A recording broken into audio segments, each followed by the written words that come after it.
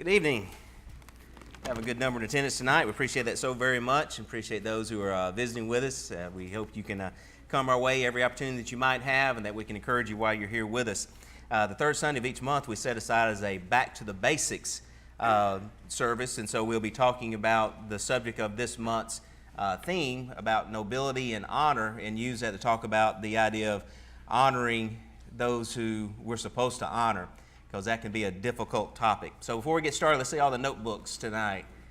Very good. Okay, here's your words. Value, weight, and gravity. Those probably sound familiar because we've used these words repeatedly as we've talked about the subject and the idea of honor and nobility. Value, weight, and gravity. Value is the price that we put upon something, of how important it may be. Weight means how important it may be. Gravity has the idea of seriousness and how serious something may be. And so when we're thinking about those things which are honorable, we're thinking about things that are valuable, things that are of great weight and substance, and things that have great gravity. Before I do get into the lesson, though, this morning I had a lot of comments about the coffee cup. and there were a lot of people who appreciated that because they do the same thing. But one sister shared with me that she read that one guy used his wife's crock pot because he had a sore and infected toe, and so he soaked it in the crock pot. So that beats the coffee cup. But this morning we're talking about being vessels of honor or dishonor. And so tonight, when we talk about being vessels of honor, we're supposed to be showing honor to whom is honor. When we started talking about the topic of things that are honorable and being honorable people and defining what the word honor was all about, we pointed out that the word honor is important because our society has become very, very lax. And just to kind of recap some of the ideas attached with the idea of honor, it means dignified or weighty, deeply respected because viewed as being majestic. And that's the part of it I want us to really be thinking about tonight. Deeply respected because it is viewed as majestic.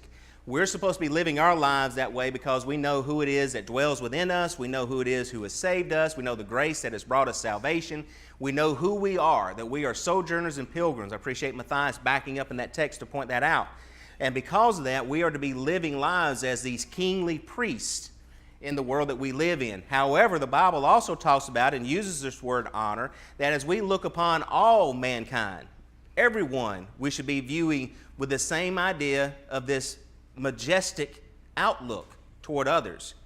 That is a difficult thing to do when you live in a world of people who do not live honorable lives.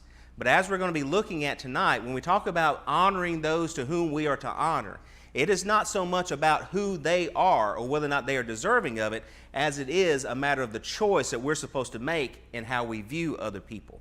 That just because honor is bestowed upon another person in our point of view does not mean the person's going to be honorable. And it does not necessarily mean they're going to act in an honorable way.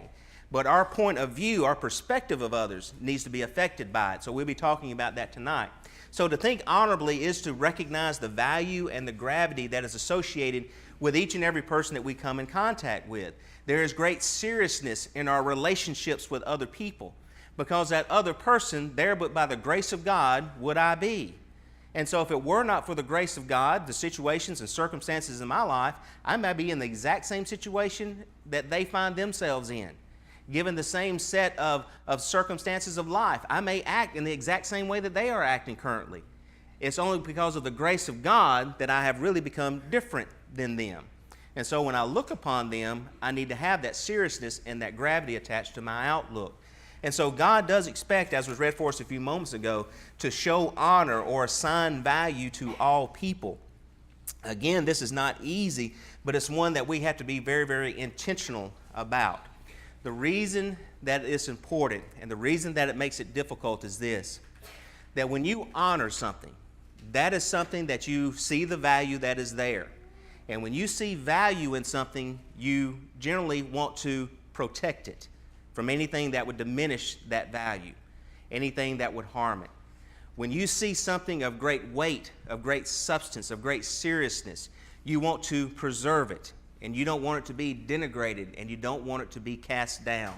When you see great value, when you see great weight and honor attached to something, it is something that takes a priority in your life. And you make sure that other things are moved out of the way so that you might tend to that thing that you see value in. When we honor other people, especially those who do not live honorable lives, and especially those who we find many times, I'm guilty of this as well, not worthy of honor, that's why it becomes difficult. Why should I prioritize them? Why should I try to protect them? Why should I try to preserve them? And that's what we need to understand about the term. And that's why it's so difficult. When Jesus came into the world, he came to seek and to save who? The lost. That was a priority for our Savior. And when he was about ministering, he didn't always find himself among the religious elite seeking them out to sit around and to talk to them about the things that they were teaching and straightening out their doctrine and things such as that. That was taking care of itself. Jesus spent his times walking and talking and sending his disciples door to door to find those who had not yet known the way of God, the weary and the scattered that were like sheep not having a shepherd. Jesus protected, Jesus prioritized, and Jesus preserved. That's who we're called upon to be. That is a high and noble calling, and it's one that very few are willing to accept, because that is the thing that God expects of all of us, a high and noble calling. Whatever things are noble, think on these things. This is a noble thing to be thinking about. So I want us to go through a list, and the first one's going to be very easy, and I appreciate the songs that Brandon led tonight. And the first and foremost, we know this with absolute certainty. Above anyone else, God is the one who is deserving of honor. But do we actually give God the kind of honor that he expects? 1 Timothy chapter 1 and verse 17, Paul says this. After he talks about the fact that God saved him and put him into the ministry, he calls himself the chief of all sinners.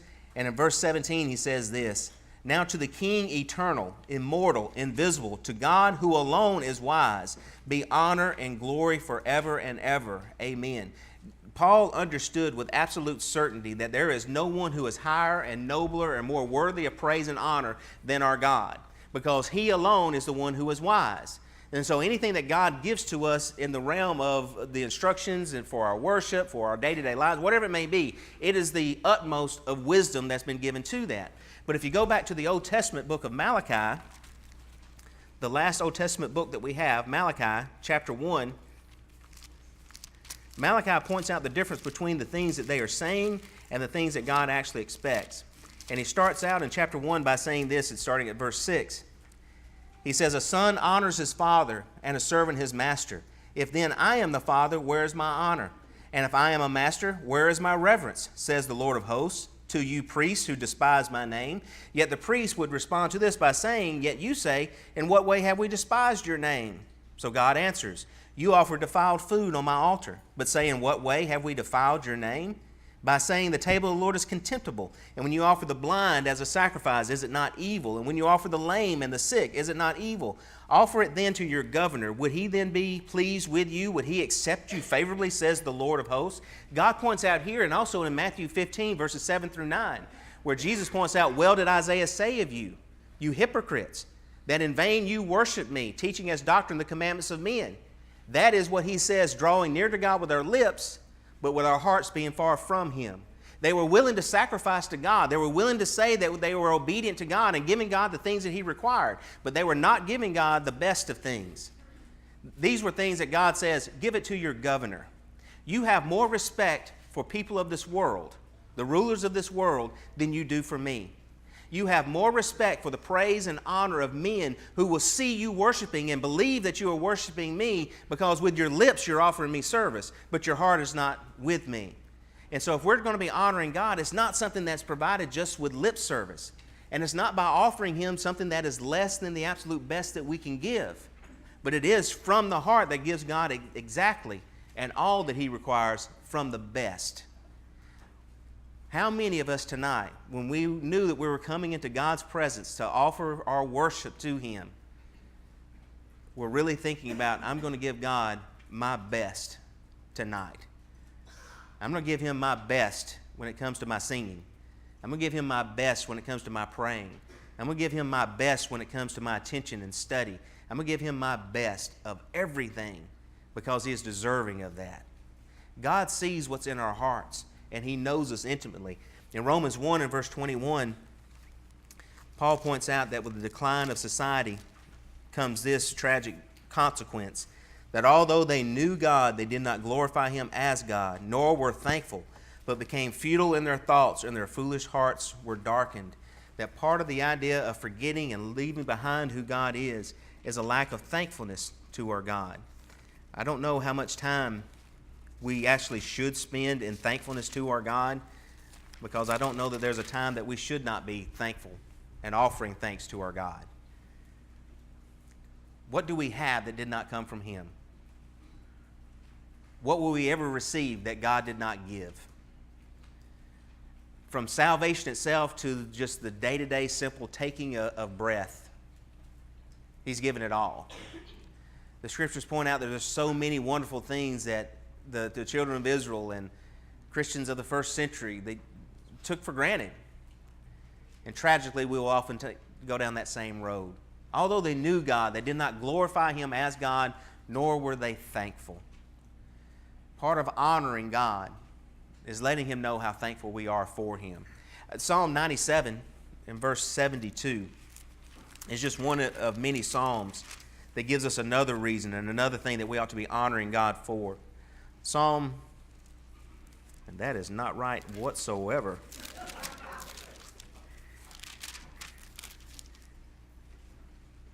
Okay, Psalm 119 and verse 92. I don't know how that ended up in there. Sorry about that. Psalm 119 and verse 92. Unless your law had been my delight, I would then have perished in my affliction. It's one of many of the Psalms that are given to us to talk about the preciousness of God's Word, and that we ought to find delight. We ought to find pleasure. We ought to find it to be an honorable thing to have that. And when we have God's Word, we know that it's going to preserve us and hold us true to the standard. And so he says that unless your law had been my delight, unless it had been the thing that I took pleasure in, I would have perished in my affliction. It's one of those things that I think we sometimes feel like, well, I made it through that. And we almost always see it as a thing of luck or circumstances.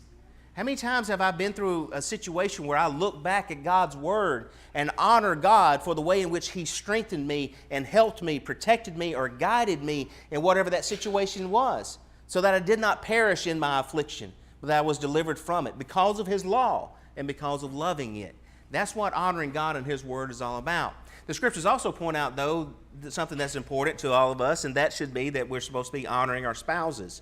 In Ephesians 5 and verse 33, this is a passage that many of you have probably read before, but in Ephesians 5, you remember that he starts talking about the marital situation and how the wife is supposed to be subject to the husband, and the husband is to love the wife.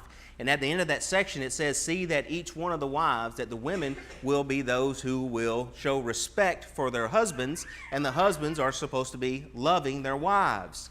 And in that passage, even though two different words are used, they both have the idea of honor.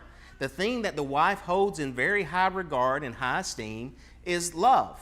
And so we honor her. We show her honor by showing her love. The thing that the man holds in high esteem, that means a lot to him, is the idea of respect. And so the wife honors the husband, honors her spouse when she shows him that respect. We looked at 1 Peter 3 and verse 7 last week when it talks about the husbands dwelling with your wife with understanding. Because you know that if you don't do this, Peter says your prayers can be hindered if you're not doing this. And so we're supposed to be having this honor and respect for one another, knowing that God has given to us this institution of marriage and also given to us the idea of who the godly mate ought to be. One of the passages that I love to read around this is Proverbs 19 and verse 14. Proverbs 19 and verse 14. Houses and riches are an inheritance from fathers, but a prudent wife is from the Lord. The word prudent there means wise and understanding. A wife who is wise and understanding is from the Lord.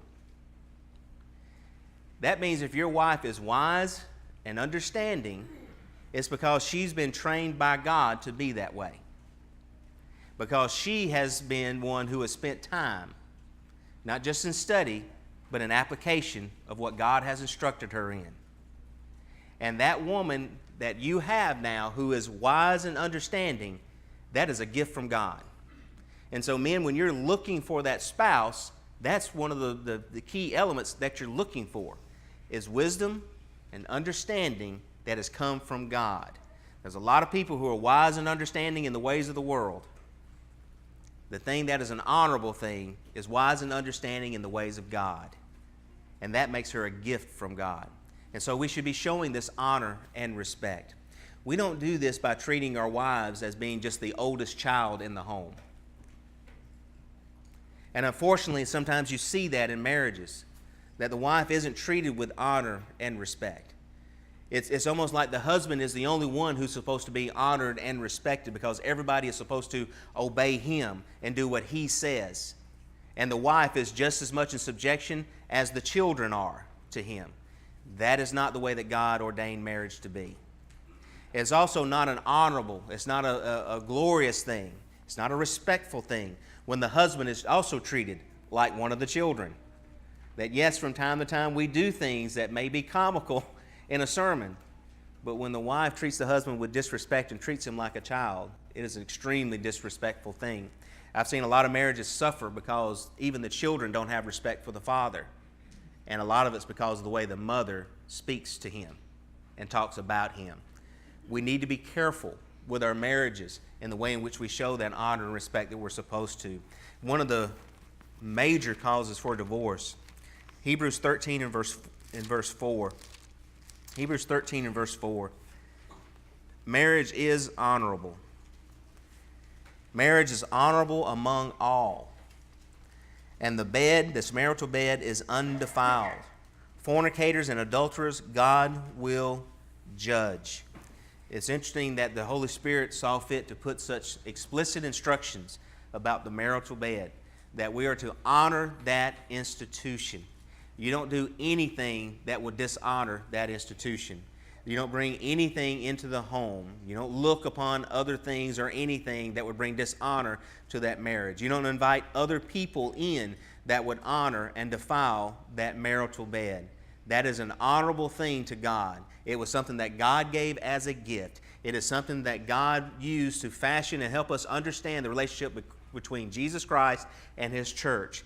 Dare not we ever do anything that would defile that relationship. That's what honor and honoring that is all about. We're also supposed to honor those in authority. And this is where it starts getting a lot more difficult. Hebrews 13 and verse 17. Hebrews 13 and verse 17.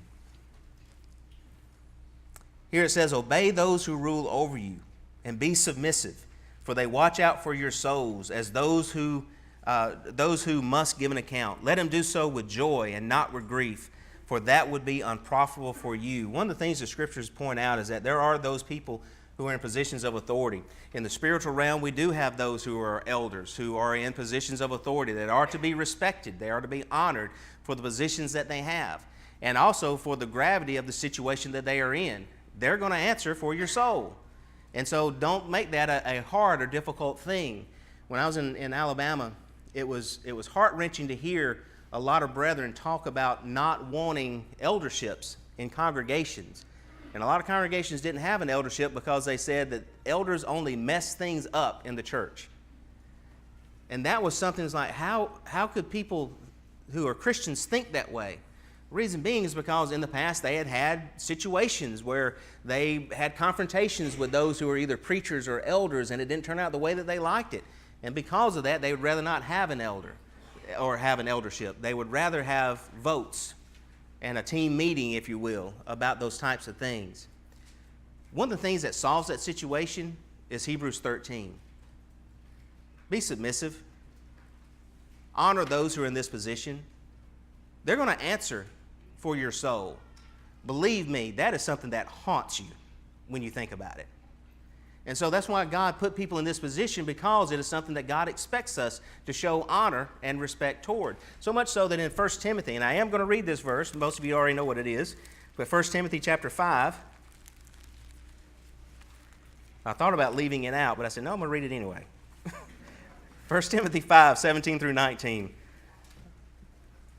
"Let the elders who rule well be counted worthy of double honor, especially those who labor in the word and doctrine," in other words, preachers and teachers, For the scripture says, you shall not muzzle the ox while it treads out the grain, and the laborer is worthy of his wages. Don't receive an accusation against an elder, except from 2 or 3 witnesses. It is a serious matter, and I know that it's something that is often difficult to make sure that you're using the proper balance between things, between being a preacher and an elder and being both at the same time. It's not an easy thing, but it is something that is an honorable thing to be able to do. It is a humbling thing. And it's one that you have made easy because you respect God.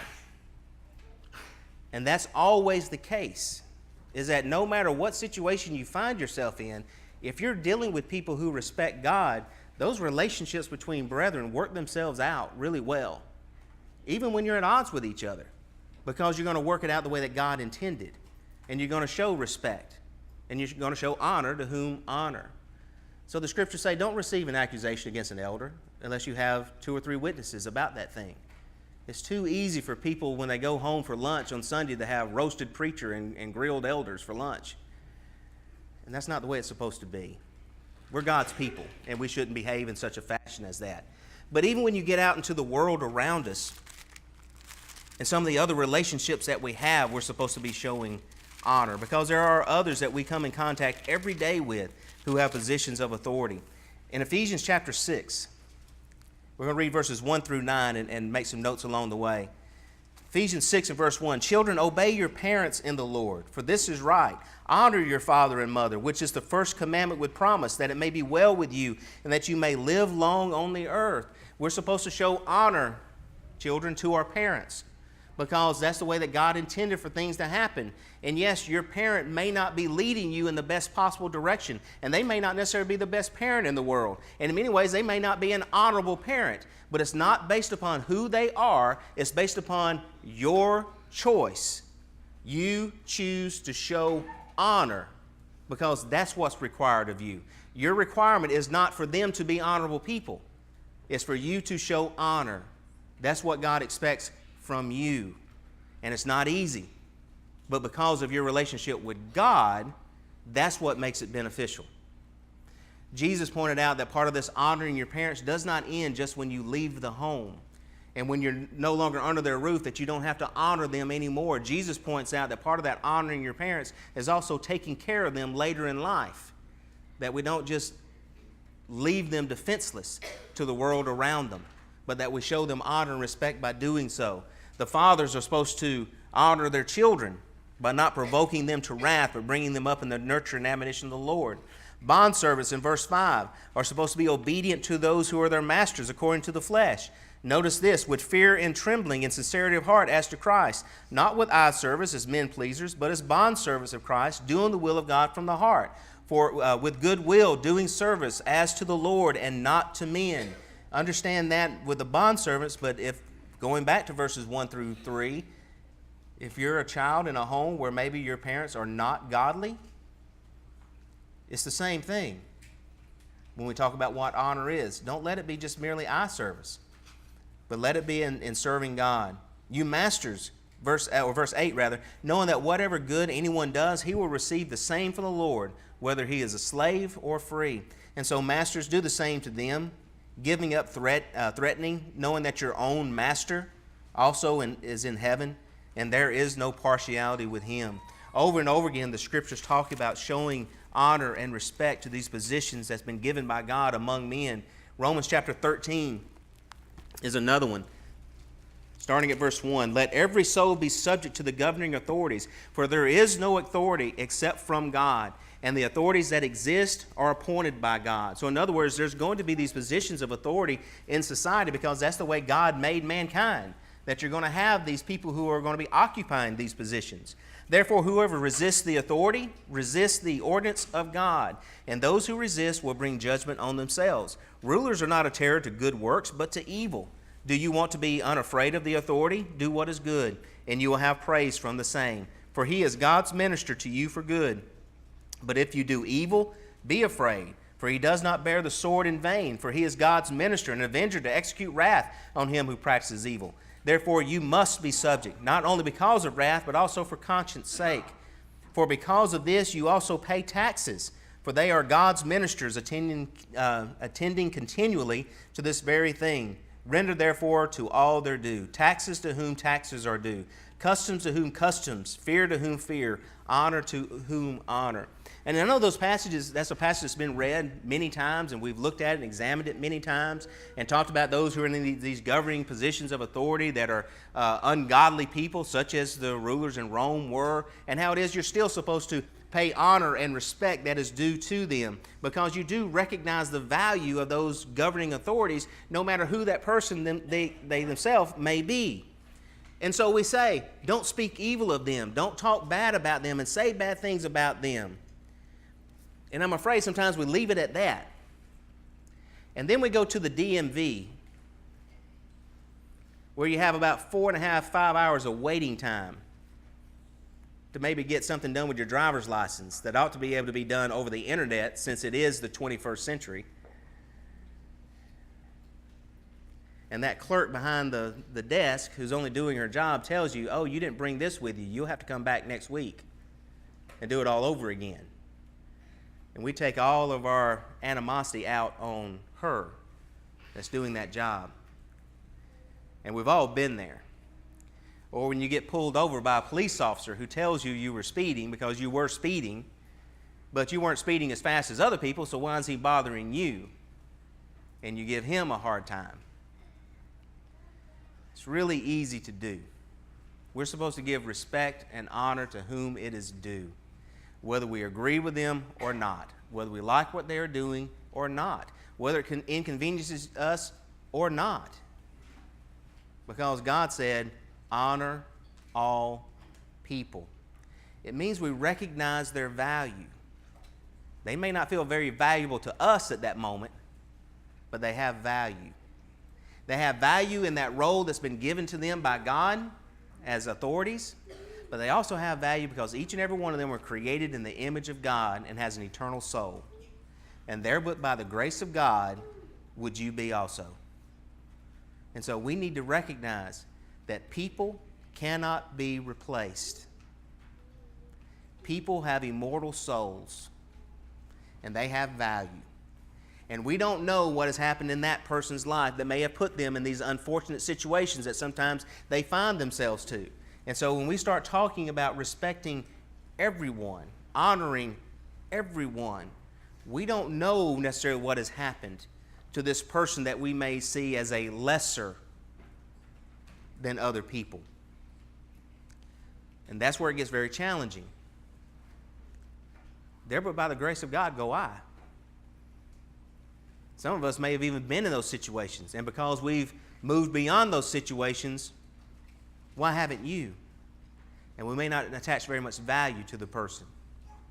Attaching value does not mean that we give in to everything that a person demands or wants or desires from us. But what it does mean is this: we recognize the value that that individual has, and we treat them as that, whether they may be deserving in the eyes of someone else or not. Because honor is something, brethren, that we show in an upward direction, we show it in a side-to-side direction, and we show it in that downward direction to those that we may feel are not as high or lofty or in the same position that we are. And that is the challenge. So, Romans 12 and verse 10, Paul points this out. Romans 12 and verse 10, to be kindly affectionate to one another with brotherly love, in honor giving preference to one another, that even within the Lord's body, within the Lord's church, it's not always easy to give honor to other individuals that are there. We know the verses that talk about, and that we looked at a moment ago, honoring someone who's in that position of leadership as an elder. But also, we're supposed to be showing preference to all of our brethren and honoring all of our brethren. And as it says in 1 Corinthians chapter 12, and starting at verse 23, it says this: and those members of the body which we think to be less honorable, Paul points this out, that we're going to have members of the body that seem less honorable. Now, by that, he does not mean that they are not valuable. He does not mean that they are less human beings. He's not insulting them in any way whatsoever. It's looked upon sort of this way, that there are parts of our body that are always on display, like our face and things such as that, that everybody sees. And we take the time to make sure that everything, ladies putting on the makeup, guys brushing your hair, shave, those types of things, because we know that it's always seen. But there are other members of the body that are not always seen. These members of the body that are not always seen and should not ever really be seen in all circumstances are things that we surround with things like bone and skin and tissue and muscle. We're talking about things like our internal organs, that without them, you're not going to make it. But they are less honorable in that they are not seen all the time. They are not presentable. That's the idea that's being talked about there. And so within the Lord's body, you have those who are going to always be about working and doing the things of God, but they're not going to be seen. They're behind the scenes doing the things that they do. And for whatever reason, they may not be noticed. So on those members of the body which we think to be less honorable, on these we bestow greater honor. And our unpresentable parts have greater modesty. But our presentable parts have no need. But God composed the body, having given greater honor to that part which lacks it. And this is why he says that there be no schism or division in the body, but the members should have the same care for one another. And if one member suffers, all the members suffer with it. And if one member is honored, all the members rejoice with it. The way that God so made the body is that when one receives honor, it should be something that is contagious in nature, and that everybody rejoices over the honor and the dignity that's been bestowed upon that individual. And so we honor, we praise, we protect, we guard, we preserve, we make sure that that individual does not just slink away or is just absorbed back into the world without anyone noticing. It's sad when you hear members often talk about, I don't think anybody notices me. I don't think anybody talks to me. I don't think that I'm valuable to the church. I don't feel like I'm needed in the church. Because the truth of it is should be anyway, and I believe it's generally the case, none of us would ever stand up and look at one of the other members of this body and say, you know what, we don't need you. Why don't you just leave? Why don't you just go somewhere else? Because you're not needed, you're not appreciated. We would not do that. But what I have seen is that brethren will do it to themselves. And they won't honor their own place within the Lord's body. And they'll constantly say, I am not needed. I am not effective. I am not. I am not. I am not.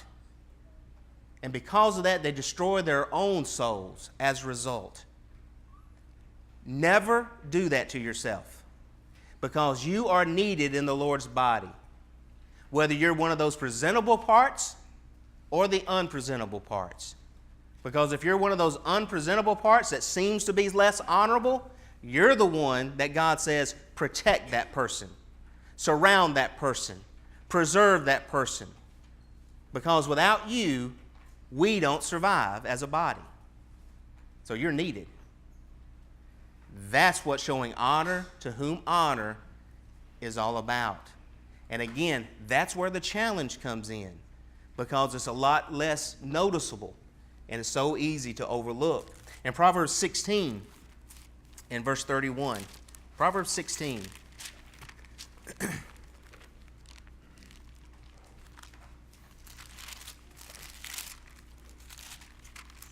In verse 31. The silver-haired head is a crown of glory, if it is found in the way of righteousness. I think some of the other versions say that the way of righteousness is found in it, or it is found in the way of righteousness, is a reading of some of it. One of those who is also told that we're supposed to show honor and respect for is the one with the gray head, the one who has become older. They should be respected and honored. There's verses like in Leviticus that talk about rising before the one, Leviticus 19 and verse 32, to rise before the one who is the gray-headed. You know, there used to be a day and time, so I've been told, that when an adult entered the room, that children would get out of their chair to make sure that the adult had a place to sit. There used to be a day and time where yes, sir, and yes, ma'am, no, sir, no, ma'am, was something that was spoken constantly. And you don't hear that quite as much anymore. And that's sad, because it shouldn't be that way. You know, Angie's a school teacher. Sometimes she comes home and tells me some of the ways in which her students address her and some of the things that they say to her as far as what her name is and things. And there's a lot of disrespect that's being bred in this generation. But we're not unique. Something that's always been there. But brethren, when we are honoring all people, something to think about is that part of those dignitaries, those people in authority, those people that may not always be easy and to respect and easy to forget about respecting, is the person that's checking them out at the counter somewhere, the person that's serving them in a restaurant, the one that is teaching their classes. And it doesn't matter what that teacher has done to your child has no right disrespecting them because they're an adult. And they're supposed to honor and respect those who are older than them, even if they're wrong. It doesn't give anyone the excuse. So when God tells us this is just as much a commandment as everything else that we ever come across in the Scriptures, to honor all people. If the king, like Caesar, is to be respected, then surely those people in administrative positions should be as well. And so let's teach our children to show respect, to show courtesy, to show honor to those who are older than them and have been around. 1 Timothy 5 and verse 3, Paul tells Timothy that this is part of the instruction that he's supposed to be given, to honor widows who are really widows. The ones who are really widows, the kind of honor and respect that is due to them is not something that's just those of her own family that are looking after her, but even it may be the case that the congregation itself takes her upon the role to take care of her and to show her honor for the years that she has served the Lord by taking care of her in her last years on the earth. And so again, honor and respect is something that God expects. Proverbs 14 and verse 31.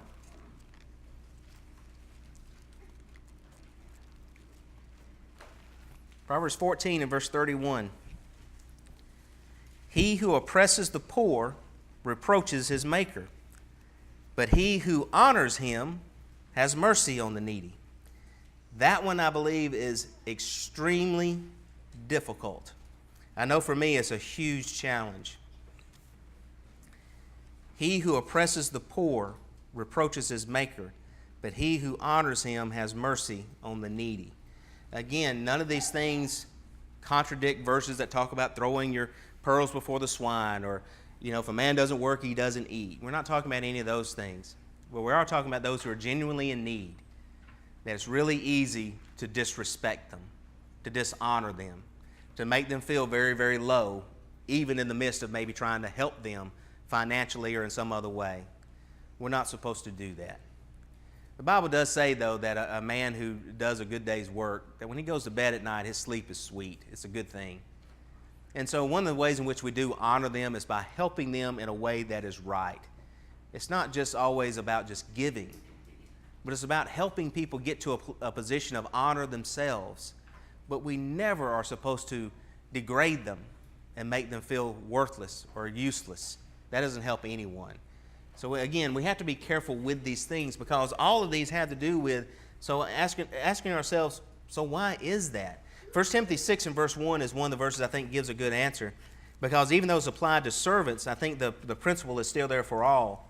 1 Timothy 6 and verse 1 says, "Let as many bondservants as are under the yoke count their own masters worthy of all honor, so that the name of God and his doctrine may not be blasphemed." Another passage like Romans 5 verses 6 through 8 talks about the way in which God actually honored each and every one of us. "For when we were still without strength, in due time Christ died for the ungodly.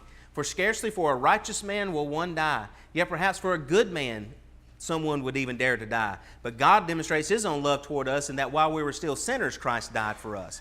Christ showed us the honor of sacrificing his life, giving all, by prioritizing our salvation when we were enemies. Not when we were righteous, and not when we were friends, when we were enemies. If that's the way Jesus Christ shows honor, then brethren, that's the example that we have for how far we're supposed to go in showing honor to others as well. Again, it's a difficult task. It's a challenging task, but it's one that God expects of us and should be part of our spiritual journey of growth as well. And so my question for you tonight is, do you honor all people? I know that it's something that many of us do work on because we know that we do struggle with it. But it is something that we can do with God's help. When Paul said, "There but by the grace of God go I," that's something that ought to be forever in the back of our minds when we talk about showing honor. Why? Because there but by the grace of God go I. I could be there as well. So tonight, if you're not a Christian and you need to be, or if there's things in your life that need to be set straight and we can help you, if honor has been one of those things that's been very, very difficult for you and you believe that you need help with that or want to study more about that, let us know. We'll be glad to. Any way that we can help you tonight, let us help you. So together we stand and sing. Won't you please come?